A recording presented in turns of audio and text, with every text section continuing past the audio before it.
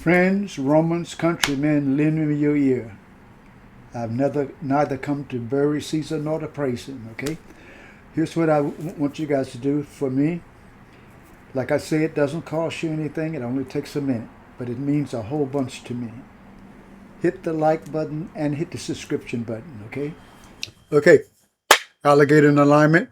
Hello, everyone. I was having a conversation with a friend of mine not very long ago. It was at a party. And people always want to ask me about my life because anybody who runs into me is very obvious to them that they didn't grow up anything like I did. And in a podcast like this, I would say a small percentage of people who are going to watch this know anything about what I'm talking about. But I got to talking about when I first started in music as a little child.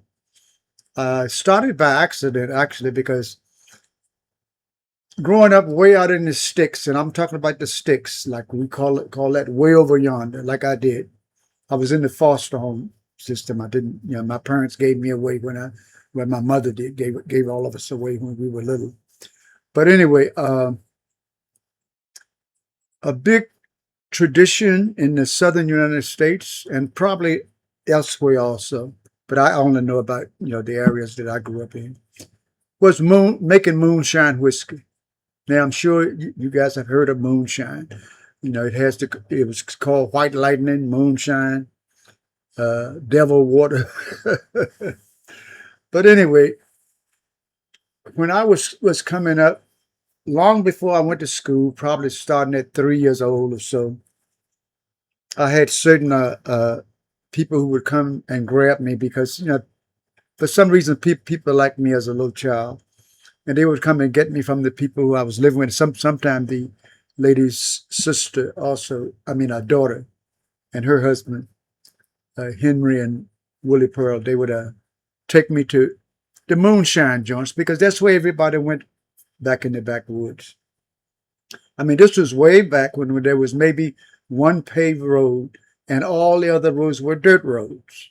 And people traveled back and forth in wagons with mules and horses and, carrying their goods back and forth to market and all of this stuff. It's the old days. But the moonshine houses, there were no bars, there were no clubs, no place for entertainment. But they were scattered all over the countryside. Certain people made moonshine whiskey, and then some of them sold it and made it, but most of them, they got the moonshine whiskey from the moonshiners. And then they opened up their, what they call bootleg houses. And they were the equivalent of bars and all of this stuff that the cities had. Because on the weekend, we're all during the week, they had business, period. But on weekends, there were cars all over, parked everywhere. There could be anywhere from 60 to a couple of hundred people around these bootleg houses. And they were selling moonshine whiskey, and they always had the radio, the record player, They were always playing the hits of the day, and dancing. It was like a party. Now, when I was little, I would have gotten in trouble if the people I living with knew this. But I used to help with a moonshine still. I knew some people who had a moonshine still down on what we call Reedy Creek, way down on the creek from the farm where I was raised on. And I don't know how long Reedy Creek is. I never knew where it began or where it ended because it's just it goes for many miles.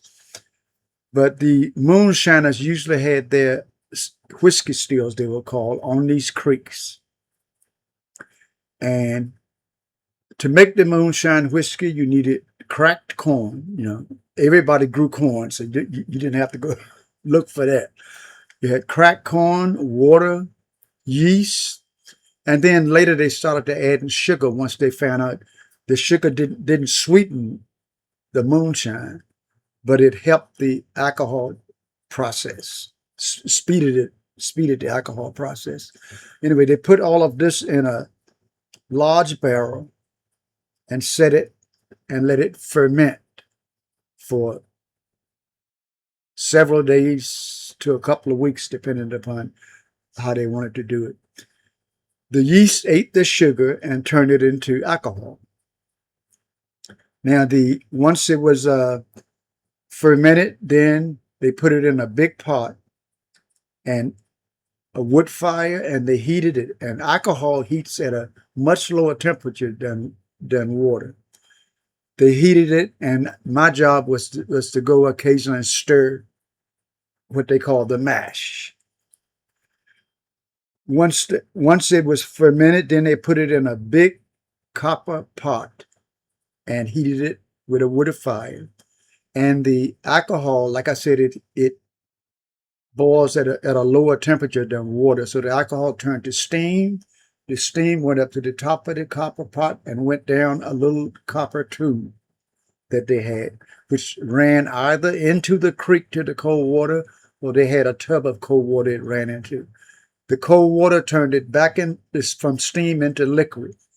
And that's where you got your moonshine from. And let me tell you, when I was most of those places I grew up at, you couldn't go into a store and buy alcohol. They had a thing called, maybe it's still that way there, I'm not sure. They had a thing called the alcohol controlled beverage, and you had to go to one of their stores to get whiskey. Well, most country people occasionally would go and buy what they call some store-bought booze, But most of the time, it was, you go get the moonshine. Why? Because if you went into the store, you could get 80 proof moonshine, 80 proof whiskey, and some that was 100 proof.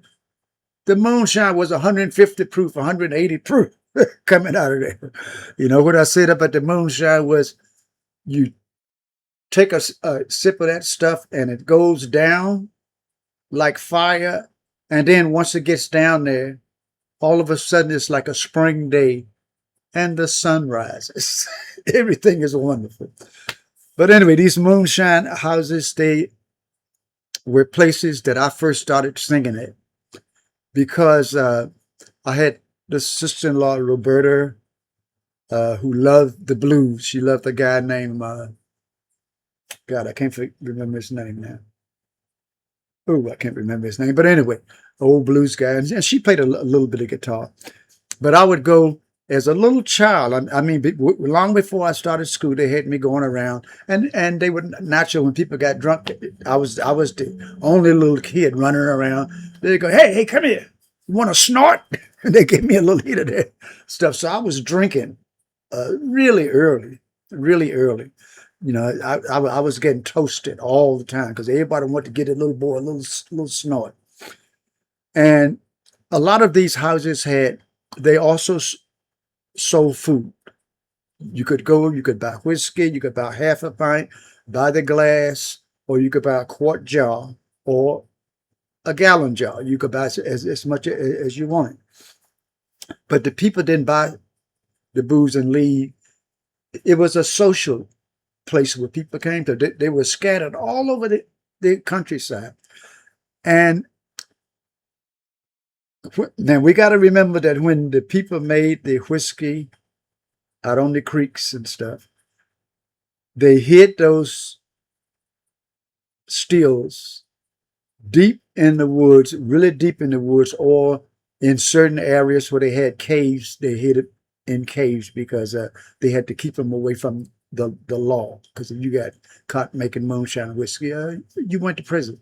And a lot of the people who I know went to prison. They got out, they went right back to moonshine. But that moonshine whiskey, that White Lightning, was the reason I'm doing this is because after having this conversation with my friends, some of those areas I hadn't been in so long, so I called some people who I knew then and I asked them, is that a moonshine and bootleg houses still the attraction around? They go, oh yeah, that's, people are still selling whiskey, making whiskey. And it was there that occasionally when blues bands would be coming through the area, they could be from Texas, they could be from Louisiana, they could be from New Mexico or wherever. When they were coming through the area doing performances in the cities like Richmond or Atlanta or wherever they might be, they had relatives from their area, Texas or wherever they were from. People moved around, and they had relatives in other areas who ran moonshine houses. So when they had a night off or if they had a weekend off, they would come to the moonshine houses and set up and play. And that was where I first got the bug for this music, because I was a very extroverted little kid, as you can imagine. I mean, everybody was always amazed at me because I was like a little grown up. And I would always go, and I was fascinated by these guys playing this music, and I would always uh, I can't remember how many times after the blues guys would take a break, when they would come back in, I would have their guitar. I'm only like 4, 4 years old at the most. I would have their guitar, and I'd be clicking on. How many times I got whacked upside the head? Leave my guitar alone, kid. But then occasionally I would get after some of them saw that I was actually serious about this stuff. Some of them took the time and patience to show me certain things that they figured my little hands could do. And then it got to the point when they would come and play, they would always bring me up to sing with them because I knew all of the songs. Because I heard them everywhere. We didn't have bars and nightclubs, but people bought records, and it wasn't until years later, when I was in my late teens, I guess, when I went and started buying records, that I realized that a lot of these people who I saw when I was a kid, when I went into record stores, I saw I look, wait a minute, that's that guy. What they call him? John Lee Hooker? Lightning Hopkins. I could go on and on. And I told John Lee, when I met him years later, I met him in California. And I told him, I said, John Lee, I said, do you remember, I named the lady's name from Mississippi, or wherever she was from. And I said, do you remember coming through and playing at this lady? He goes, oh yeah, that was way back. I haven't, done that. I haven't, she passed away many years ago. I haven't, blah, blah, blah. And I said, well, listen, do you remember the little kid who you slapped upside the head for playing with your guitar? And he said, over at her house, he says, yeah, I remember that little son of a bitch. I said, John Lee, that was me. Okay. And he just cracked up. And of course, we became friends and performed together from time to time. Once in a while, I would sit in. But these places, this tradition is still going on down there. I was really surprised.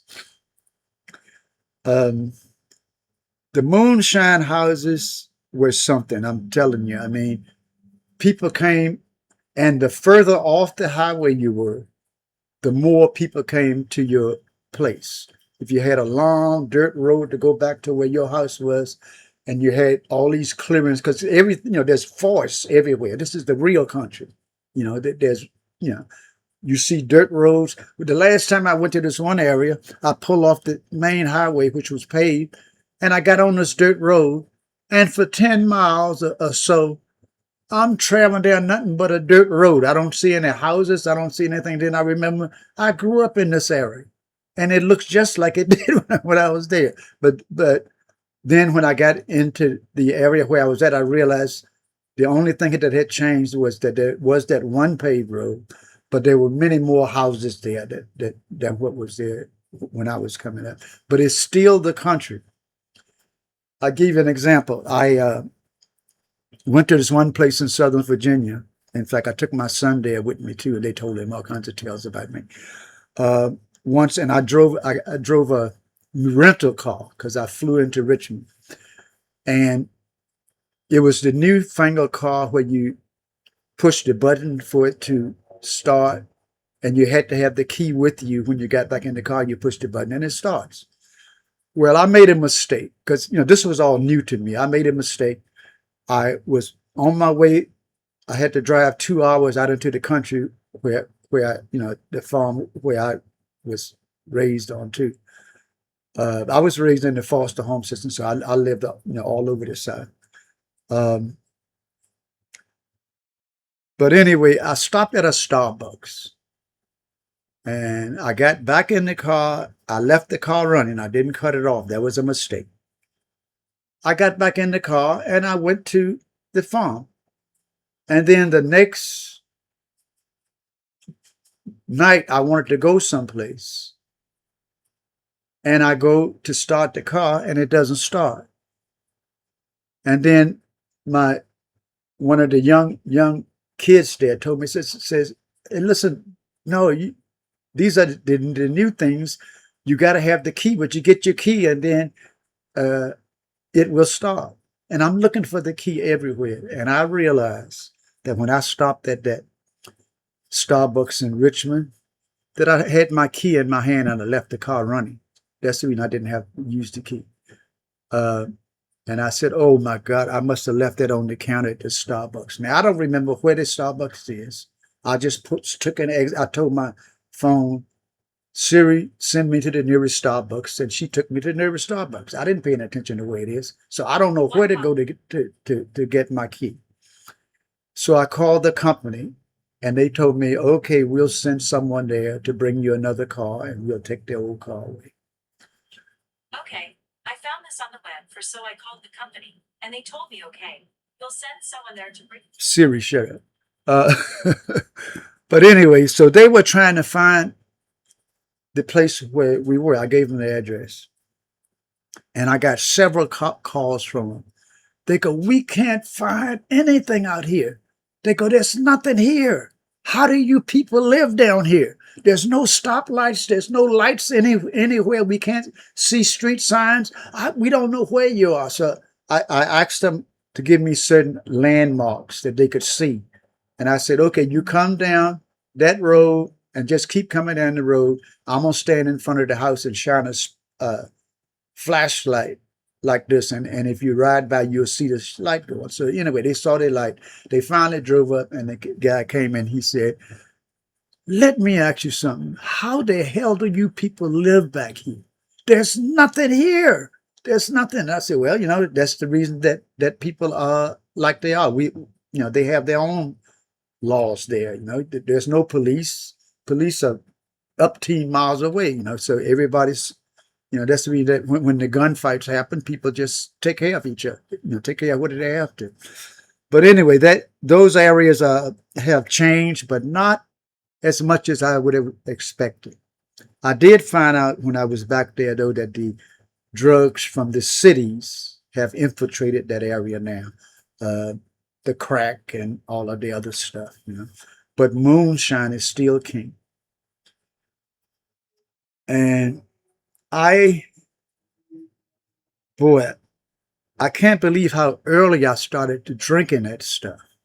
And that's the reason that I have a bad stomach to this day, because as a young boy, I got the reputation around the country and in other areas that I lived in of being able to drink more moonshine than any grown person alive.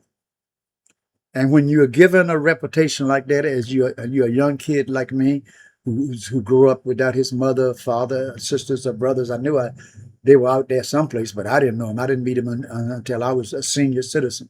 You know, uh, if you're given a reputation for anything, you live up to it. Now, I lived up to it. I drank more whiskey when I was little than any grown person who could possibly stand up. And I'm paying for it to this day. My stomach is really, really bad. I stopped drinking for many years because my son was concerned about me, Donnie.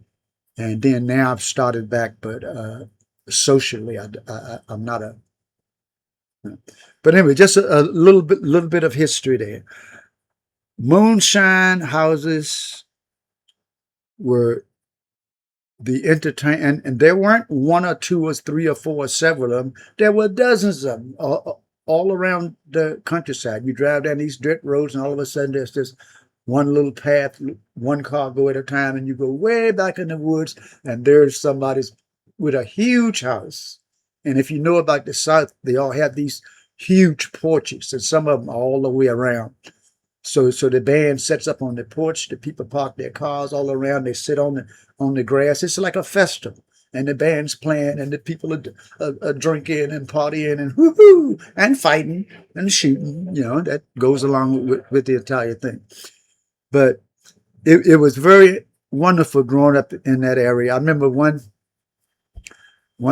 time, these two people, Willie Pearl, I say, and they always would take me out and get me drunk, but they would bring me home, and I knew how to sort of control stuff. But this one time I was so messed up, I couldn't have been no more than maybe 10, 12. Well, and I wasn't even 12. I couldn't have been 12, 10. And they were scared to take me to her mother's house.